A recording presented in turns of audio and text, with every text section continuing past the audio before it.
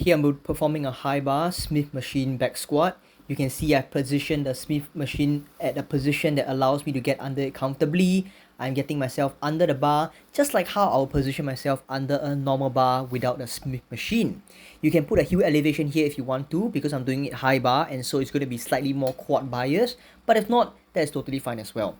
The main thing here is that my bar starting position is at a height that allows me to get under it comfortably, and then placing the bar in that high bar squat position. Now you can see I'm just squatting as I would normally. Now in terms of where you put your feet, you can put your feet as how you would normally for a normal back squat with a barbell.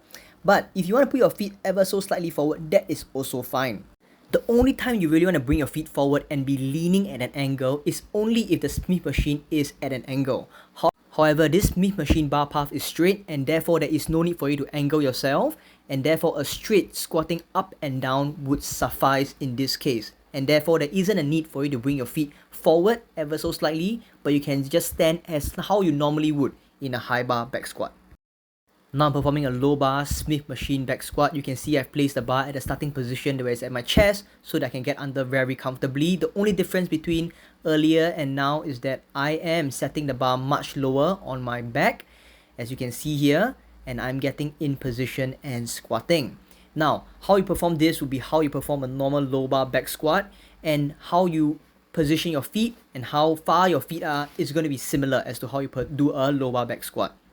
The only difference here is that if you want to bring your feet ever so slightly forward, similarly you can do so, but there isn't really a need because of the bar path of this Smith machine. It doesn't really need for that to happen.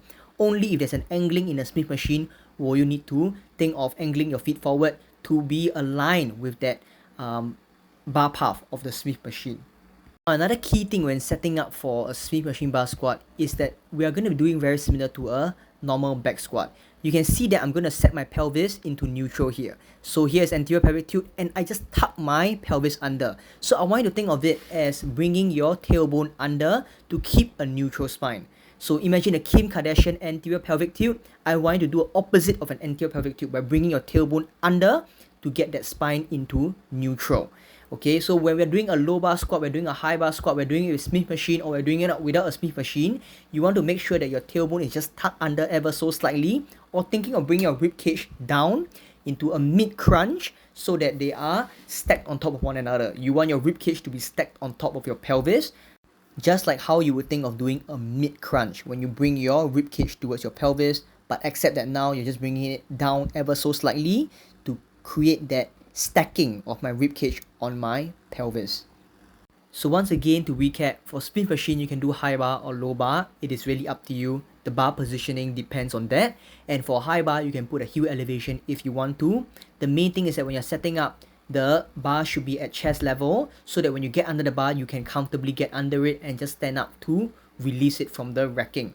And then for feet positioning, you put your feet as how you would normally do for a normal barbell squat.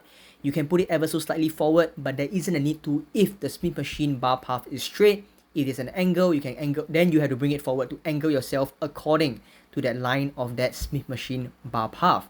You also want to make sure that you are tucking your pelvis under to keep a neutral spine. That's the main thing. You do not want to have that extension in your lower back, which is something I normally see when people think of bringing their chest up, creating too much of an extension in the lower back and that Kim Kardashian kind of look. We want to tuck that pelvis under, or thinking of bringing your rib cage on top of your pelvis to stack them like a mid crunch, so that we are having a neutral spine for that loading axially or downwards throughout the entire movement.